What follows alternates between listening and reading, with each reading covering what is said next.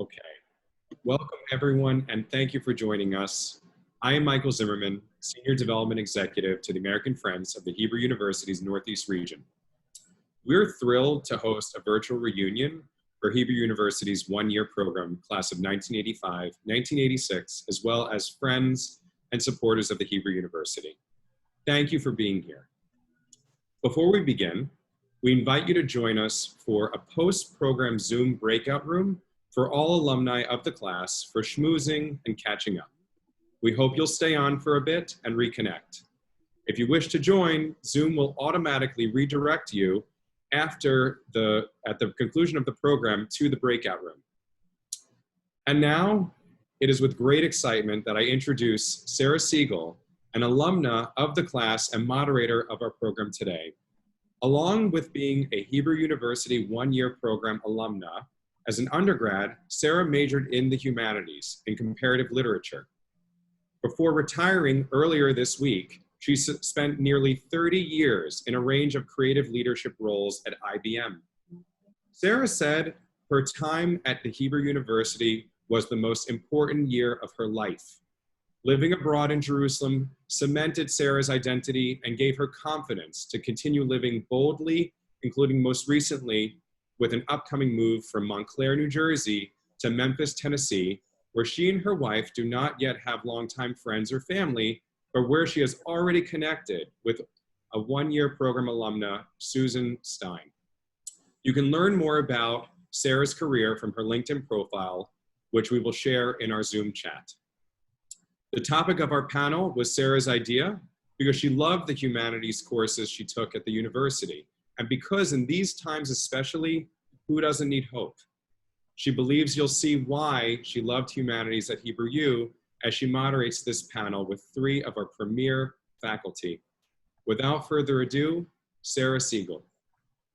Michael, thanks. And thanks so much to American Friends of Hebrew University for the opportunity to do this. I welcome everybody, alumni and friends and family alike.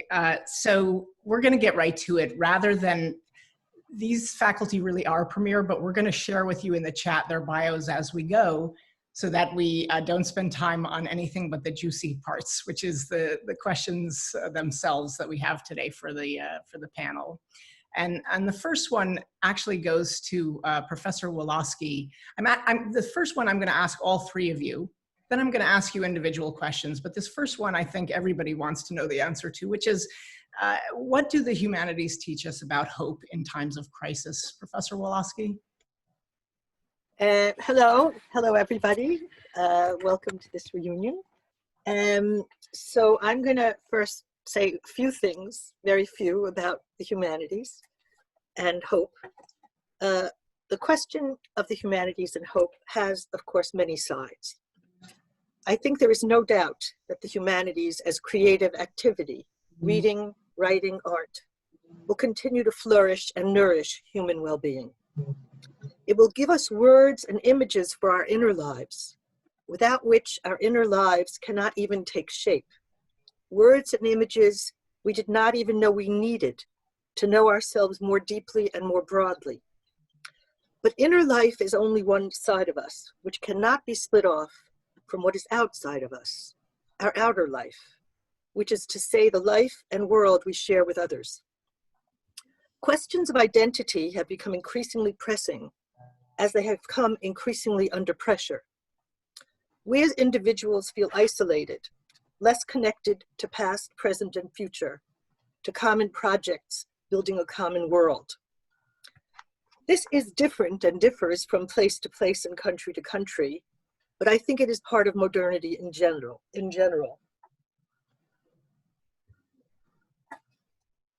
We each pursue our private ends, often focused on work, our own advancement, our material ownerships, what is our own.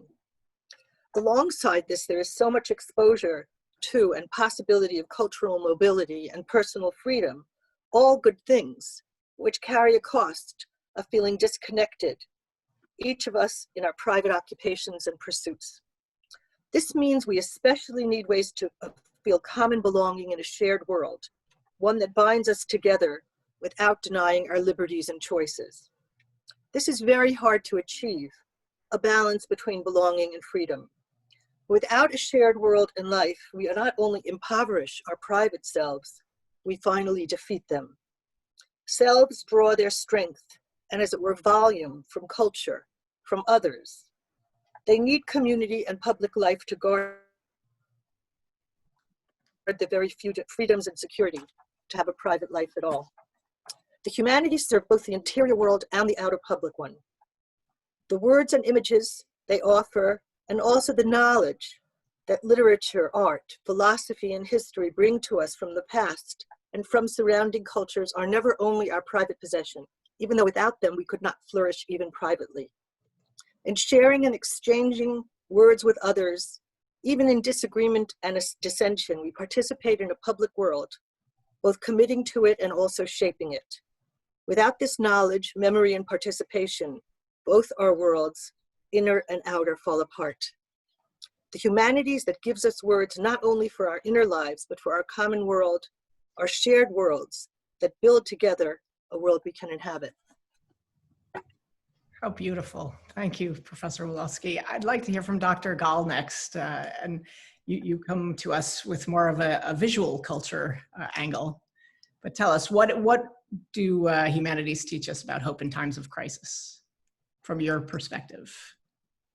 Oh, we need to unmute Dr. Gall, please, if possible. And you can actually press the microphone icon. Okay, now you can hear me? Yes, yeah. Great. Okay, great. Thank you. Thank you for having me here. Hi, I'm Noam, and I teach modern contemporary art history at the Hebrew University, but I'm also a curator at the Israel Museum in Jerusalem. So when I was kindly invited by Sarah to join this special meeting about hope, I thought that art would be maybe only for me the first place to search and try and find some hope. Actually, you know, it's the most natural and obvious space or realm for me to think about hope. I think that again, very generally so, and later on maybe I'll share some images with you of some works that I thought that could relate to this term, but just very generally to say that for me, hope is always connected with trying to think about something that is different from the current situation. Hope is about difference. Hope is about what could be different from our current moment. And I think that many times with artworks, this is exactly what we experience. We experience other people or other spaces or other times. We think or we sense or we experience things that are just different from us in a very surprising way.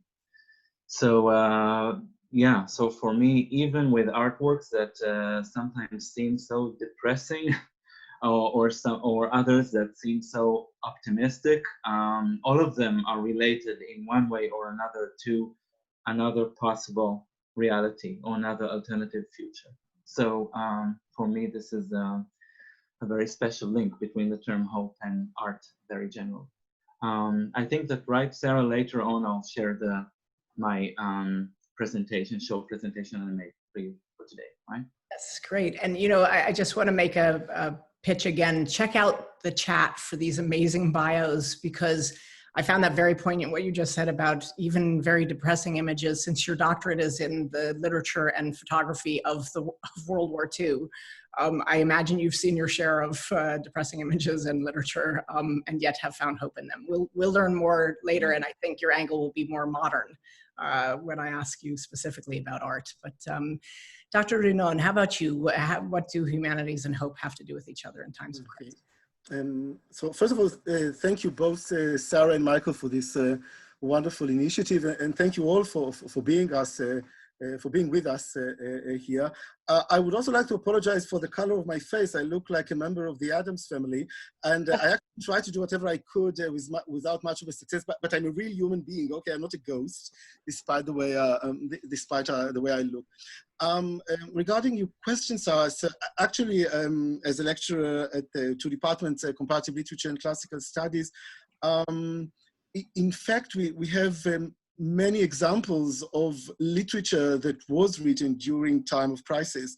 And actually, it's quite a recurrent phenomenon in the history of human being, not only in the West, but everywhere.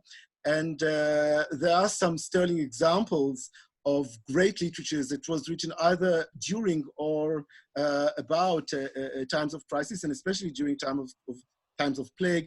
I guess the most famous example is Boccaccio's Decameron. All the stories which are actually told or narrated by the various narrators during the time of the plague. I mean, actually the whole members who join this beautiful locus amoenus and telling stories mainly about sex, although not only about sex, is a kind of a means of escape, both literally and metaphorically from the plague. This is what they actually try to do. But I think that literature is not only a means of escapism. I think that also, which is a kind of a way of hope. But I think that literature in general is, I would say, as such, is an act of defiance against crisis, against horrible things, against horrific accidents and evils of history. And I think that it is a beautiful and extremely enlightening means of education, even for adult people. It can actually educate us and teach us how to confront times like the times we are all confronting now all over the world. And it also, I think, indicates the basic human and humane ground for all of us. And I think this is something very, very helpful. Thank you, Professor Rinon. So Professor Wolosky was saying that selves draw their strength from culture. I love that line. And I want to go back to Dr. Gal now, though, and ask you, as a curator, the curator side of your role, what would you include in an exhibit on hope? Thank you. Yeah, so I will allow myself to share a screen with you. Okay, and I would like to show you some images now. Can you all see it? Is it okay? Mm-hmm. Yeah, great. So, yeah, it's a big question, and that could be an endless or endlessly pleasing exhibition, which I think I'll never be able to do. But exhibition about hope. Maybe it will include 3 works that I will share with you today. The first one is a very simple work by American artist David Horowitz, which is basically, it is made of 2 iPhones, one next to the other. It is titled The Distance of a Day, and in one iPhone we see the sunset in California, captured by the artist's mother. And at the very same moment, the artist shot the sunrise in the other side of the globe, in the Maldives, where he was at the very same moment. It was again, it's a very, very simple mark of connection, of how we connect across great differences of geographical, but also time differences, and the way we could imagine with our very kind of daily mundane devices a connection, a very close connection, even a connection that would prove that, you know, it's the same sun, or we are on the same globe, or some, you know, great I don't know, metaphysical conventions still keep us together in a way, although we are so far apart. And I thought that in a way, instead of thinking about this connection, for me, this piece is really about our very current moment of trying to feel things together, although some of us are confined and very far away from our relatives and our dear family members and so on and so forth. I thought that another another notion of hope and how hope it means something for reconnecting with oneself is also about reconnecting with others, even across differences, cultural differences, religious differences, but also, you know, with connecting with people that we don't know. We're looking at a web app, a mobile app created recently by Liliana Farber. She's from Uruguay, but she made Aliyah. She's an Israeli artist today, and she made this very, very simple app, which is called Blue Vessel,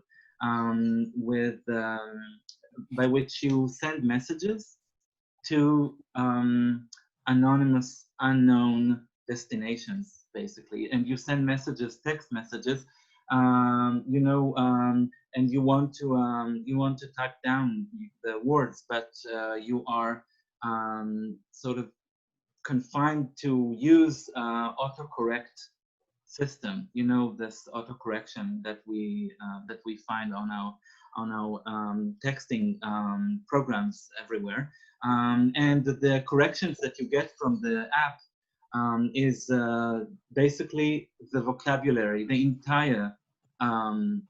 entire archive of words from Robinson Crusoe, from Daniel Defoe's Robinson Crusoe.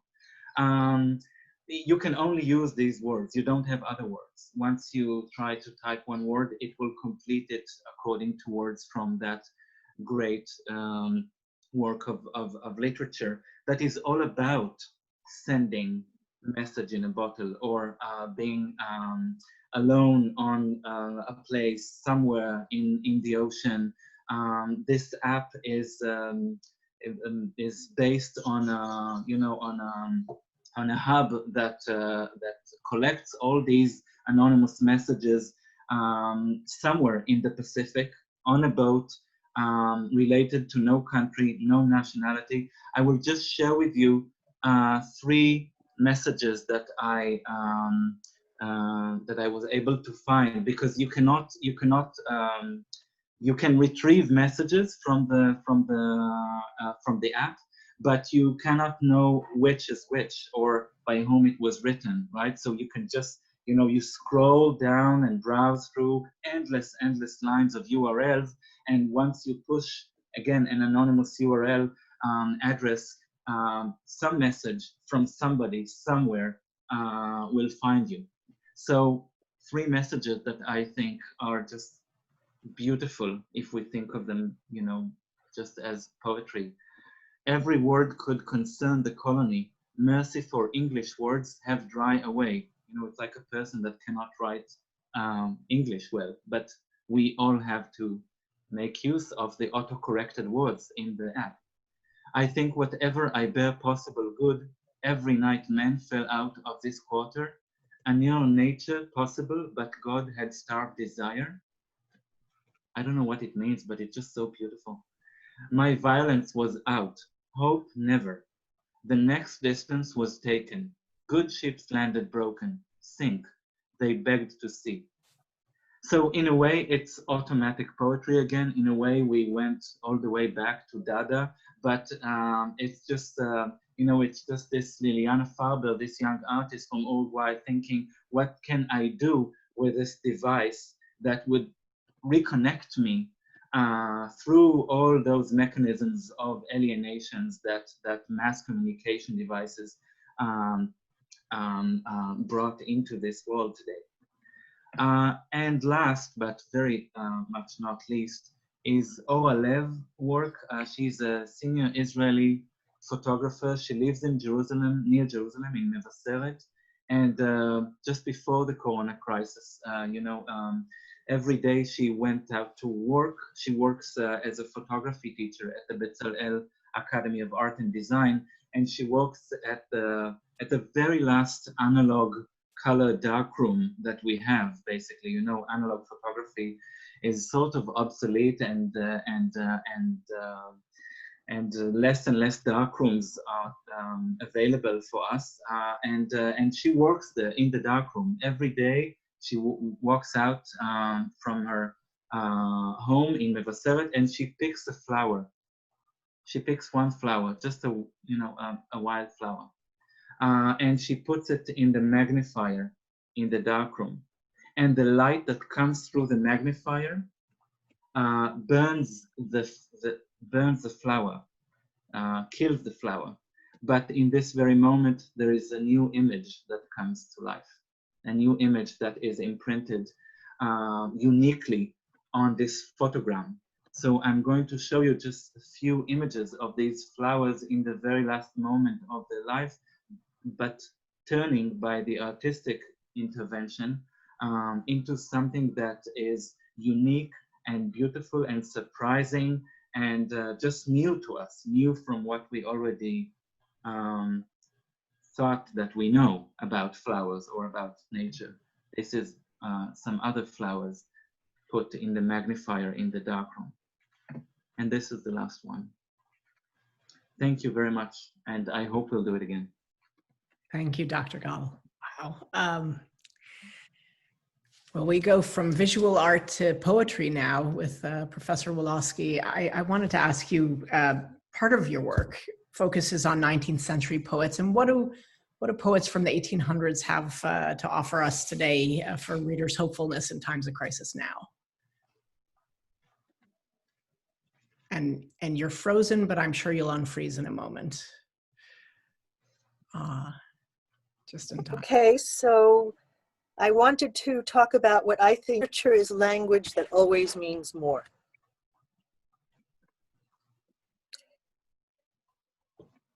It means more at different moments in history, always in relation to the time it was produced in one historical moment.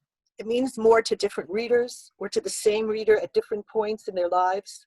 It means differently when approached in different ways. It answers different questions posed to it. The work of art or literature can do this.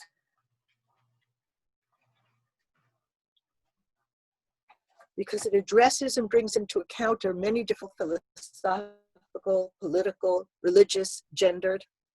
The work of art is multidimensional, and this expands the experience for the responders to art and literature, opening up for them new dimensions of understanding and sensibility. This is the gift of the humanities. How can this gift be shared or cultivated? Too often we are spectacles reduced to a series of displays and of slogans,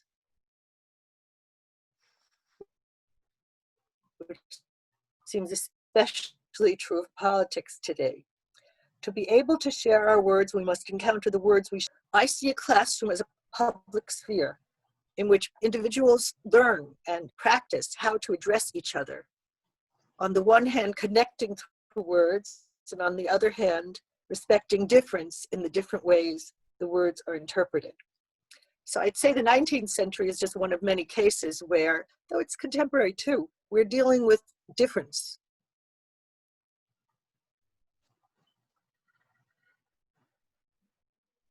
I would say now we have lost Professor Wolosky. I'm so sorry to interrupt, and I don't know if you can hear me. It's freezing, so here's a favor I want to ask. I want to persevere, but I wonder if you'd be willing to share your remarks, your printed remarks, with the people who have joined today, in case we miss some of what you're saying, because your bandwidth is not so great. Would that be okay?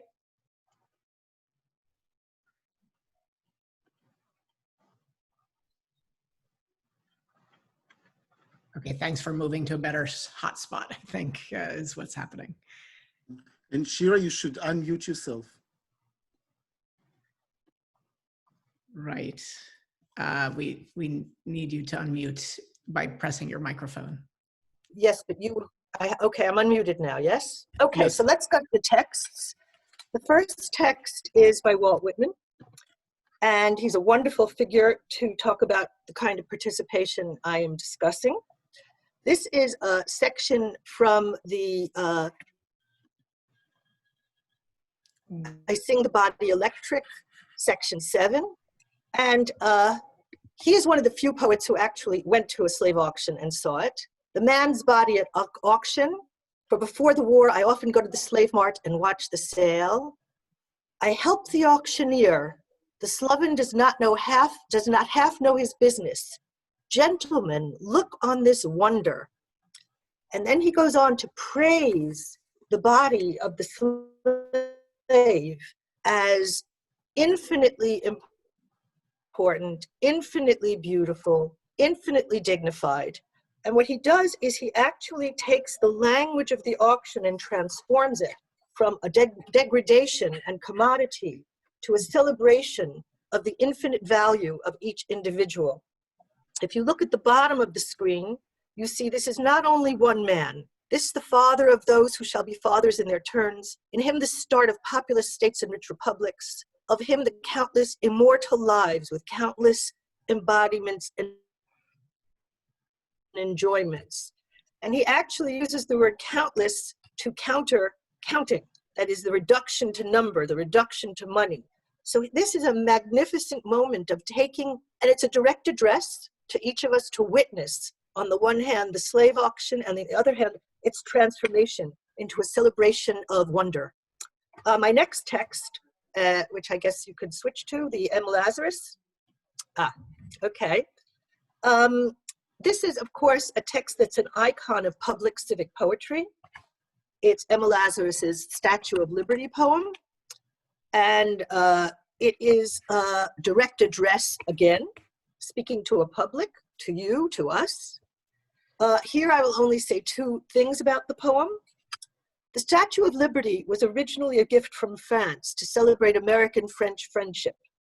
It is Lazarus who invented the statue to represent a vision of America as open to different groups who could together share an American offering of freedom and also a solidarity as home to all. The poem is very specifically gendered according to the norms of the 19th century as she experienced them. The very male, like the brazen giant of Greek fame of the opening, is specifically contrasted against the woman, the feminized America, who's taken from the image of American women as they actually did most of the service in community in the 19th century. There was no governmental programs. So the poem has civic and moral, feminized and historical dimensions. Interestingly, in terms of its portrait of America as inclusive but respecting difference, there is also encoded in it a Jewish dimension. Lazarus had been transformed from a very decorous and privileged girl to a pretty radical, original American Zionist when she visited Ward Island with her rabbi and saw the mass immigration landing there from the pogroms in Russia. Here she speaks as both Jew and American. Mother of Exiles is an image of Rachel. The mighty woman with a torch is an image of Deborah. But the end, I lift my lamp beside the golden door, appears in many of her other poems as an image of the Hanukkah menorah, which stands for Jewish and cultural survival as well. The lamp that welcomes refugees and immigrants to America is thus both Jewish and American, dedicated to the thriving of both difference and commitment. I kept within my bounds. Okay. I love that you made the, we got to hear from Whitman and Emma Lazarus, and they're so contemporary, these points of immigration or struggles with it and systemic racism. So thank you. You did it, you delivered. I have a question for Professor Rinon. And so when I was a kid, my mom took me to a local production of The Resistible Rise of Arturo. And that was by Bertolt Brecht. And it was about really a satire on how a figure in Chicago, I think it was, he was a Hitler type and he rose to power. And so I have a question for you because I know Walter Benjamin is an icon for you and you're writing a book about him right now. So apparently they had a really tight relationship. And I wonder, please, how did Brecht influence Walter Benjamin around hope in times of crisis? Well, actually influenced in many and divergent ways. They were very good friends. And actually Brecht was for Benjamin the emblem of Marxism and practical Marxism. And he worked a lot on Brecht, even before World War II, and obviously almost up until the end.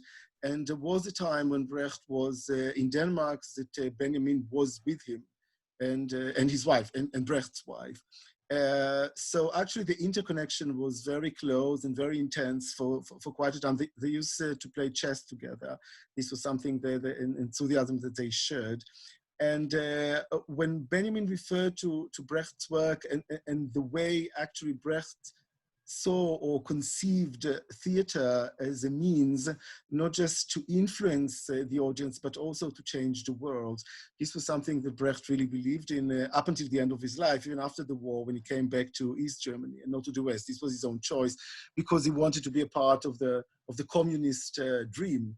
At least this is the way he conceived it.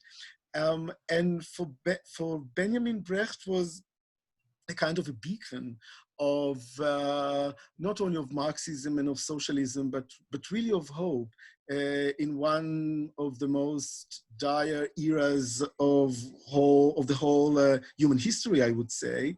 And despite the fact that Benjamin himself committed suicide in 1940 in Spain because he thought that the Gestapo were actually after him and wanted him to go back to Paris, actually could leave for the States, but he didn't know that, so he committed suicide. He had a cyanide with him all the time. He was not the only one who went to cyanide during these times, and he just took the pills during the night, and when his friends came during the morning to tell him that everything is okay and they can leave to the States, he was already dead. But despite the horrific end, I think during the whole of his life, which was, I would say, a continuous struggle against really horrible things, Benjamin always saw Brecht and his theater and literature in general as a means to confront the most difficult times during both general history and personal history. And what is so interesting about Benjamin is the fact that he actually found a way to combine two things that are basically mutually exclusive. And these are Marxism and socialism on the one hand, and the other is the Kabbalah of Gershom Scholem, who was also a great friend of his. Scholem actually tried to bring him to Israel and gave him and found a kind of a fund to give him the money, and Benjamin took the money but didn't come to Israel, but which was something that he did many times. But going to select everyone. Excuse me, Sarah, I can't hear you. You are muted.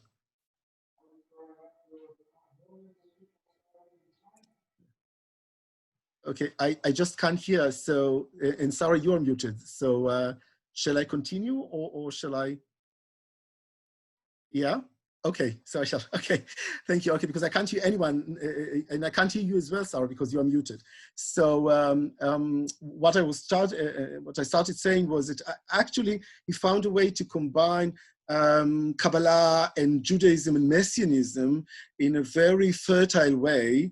And despite the fact that especially Scholem's Messianism and way of looking at Kabbalah was actually the opposite of the way Brecht saw the world and Marxism, Benjamin found a way to do both end. I mean, to do both end all the time. And actually, this is the way he found a way of hope, taking the good of everything and finding a way to formulate a Weltanschauung, actually a way of looking at life when life actually led basically to death.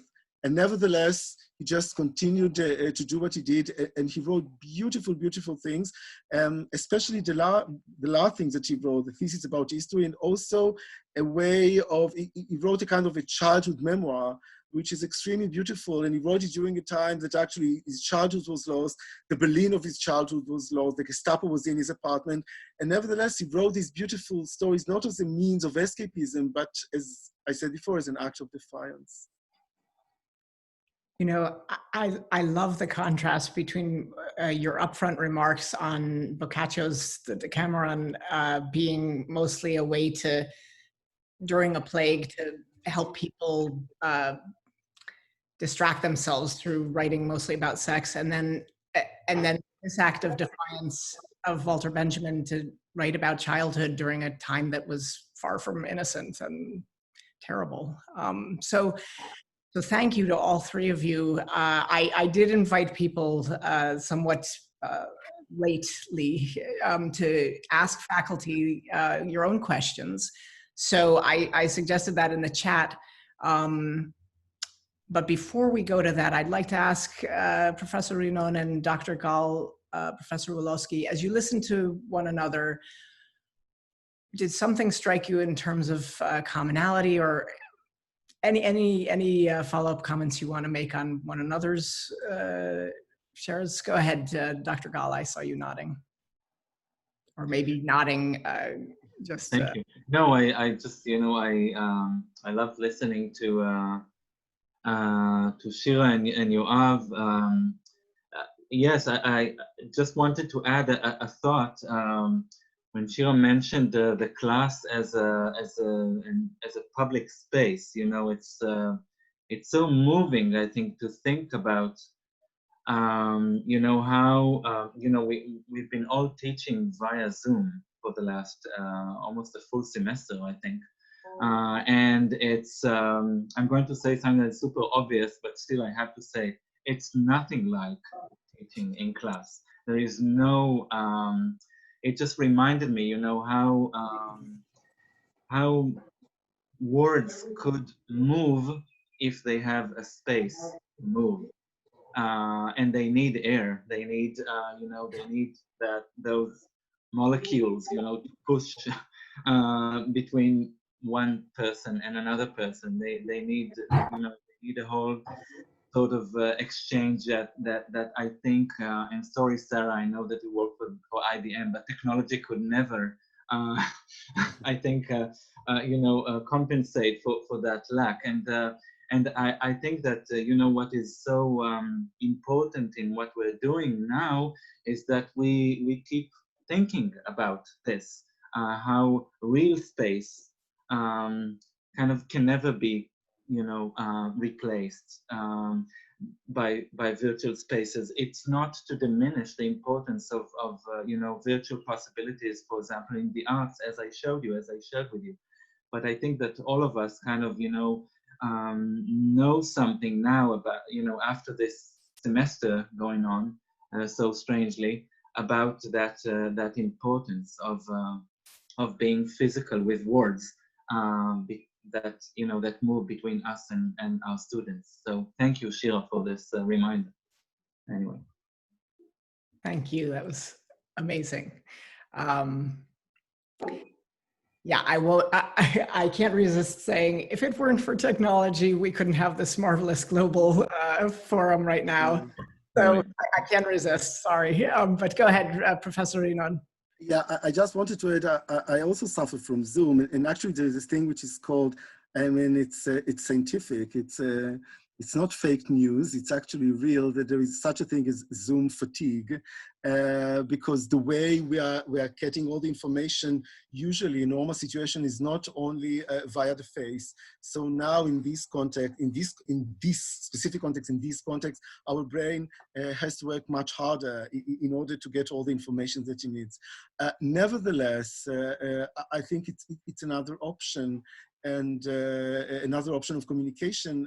My parents, who are 84 now, they actually enjoy the Zoom very much, and for them it's actually another new means that enable them, especially during these times. But I guess they will continue using it afterwards to communicate with other people, and especially globally speaking, I think it's great help. And if again we compare ourselves to what happened during the Renaissance in Boccaccio's time, that people were really isolated and they had no way whatsoever to communicate with anyone. I think this kind of technology is a great blessing. I don't say that technology in general is a great blessing. This is not what I want to say. But I think that in this context, it is a great blessing. And I think that what is also, it was really a revelation for me, that the Zoom is something very difficult, not only for the teachers, which is obvious because we have to lecture to a camera, which is not that easy, but it's also something very frustrating for the students. And you would have thought that for them, it would have been much easier because they are at home, they can be in their pajamas, they can turn off the camera, they can do, and no, I mean, their feeling is a feeling of lack. And I think that in a kind of a weird way, the Zoom, on the one hand, enabled us and still enabling us to communicate in a way that was unfathomable 10 years ago. On the one hand, on the other hand, it also underscores the importance of a living dialogue between living human beings who share not virtually, but actually the same space. And I think that we should have both things. I don't think that we should throw to the garbage technology, but I don't think that we should endorse it as if this is the happiest thing that ever happened to humanity. I think we should have both ends.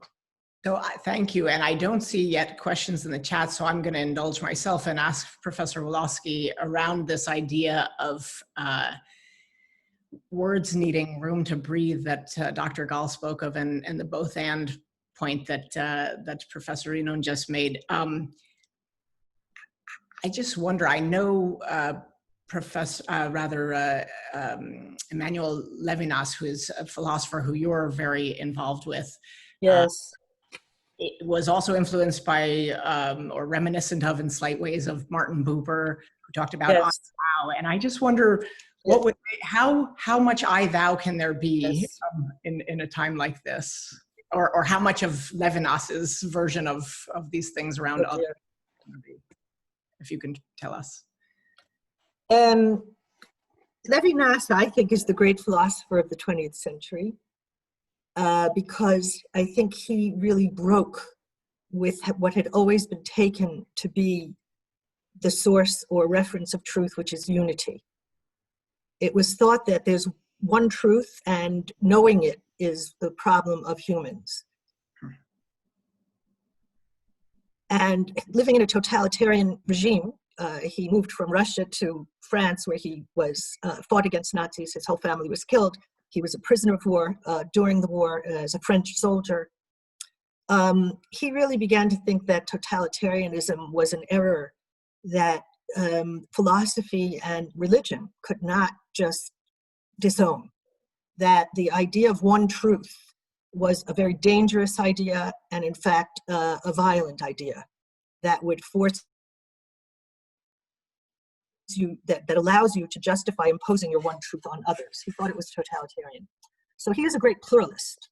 But the problem is that, and this is really what I was talking about from a different point of view, that belonging can also be very coercive. So his model became a model of just dialogue, like Buber, language, where he felt language was a way you could both confirm the difference between people. That's why they talk to each other. They don't all think alike, and yet also connect to other people. And so my own emphasis, as you saw, on shared words that mean differently to other people, to each person, and yet nevertheless can be a way of addressing and responding to others. And I have to say that I didn't talk about where I agreed or what I thought of the other talks, but I think it's easy to emphasize the idea of defiance. And there is so much to defy. But I think we also have to emphasize investment, what we're committed to. And there's also a lot to be committed to if you're going to have hope. Brava. Who else has questions for the panel? And you might have to type them in the chat. I'm so sorry, because the unmuting seems to be a little bit tricky. I'll give you a minute to think.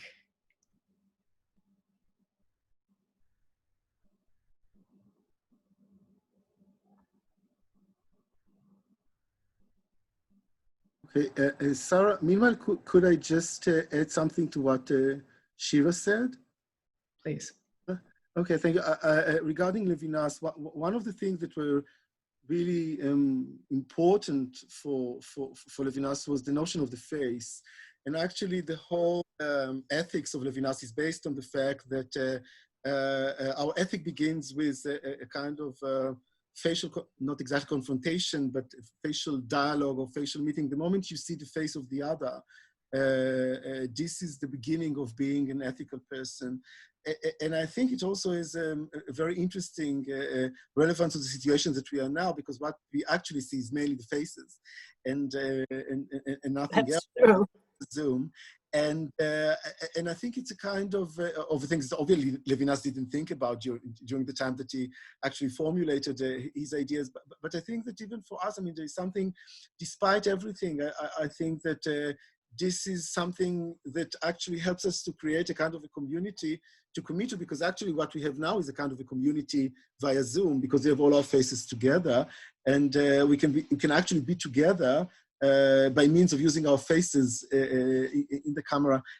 And I think it's something that also not only very helpful, but also very hopeful, I mean, or full of hope, because it can actually indicate a way of communicating and transferring ideas and feelings during a time when actually most of us can't see other people unless virtually. So just a kind of a note to what they... So I actually didn't talk about Zoom. We've been teaching on Zoom, and it's not as good as class, but it's amazingly good. It works. I feel that we were able to complete the year, that the students did get, we got better at it. It can't replace the classroom in terms of real immediate interaction, but it actually carries quite a lot with it. And the fact is, we're living in a time, as I think I was slow to notice, that's a true historic calamity. It's like a war. And the fact of the pressure of history on us is so overwhelming, and it's affecting and penetrating all our individual lives as well. And of course, Zoom is one of the key tools we have still to even talk about it. Thank you, Professor Wolosky. We got an amazingly interesting question in the chat from, I think it's Elizabeth de Sola Mendez.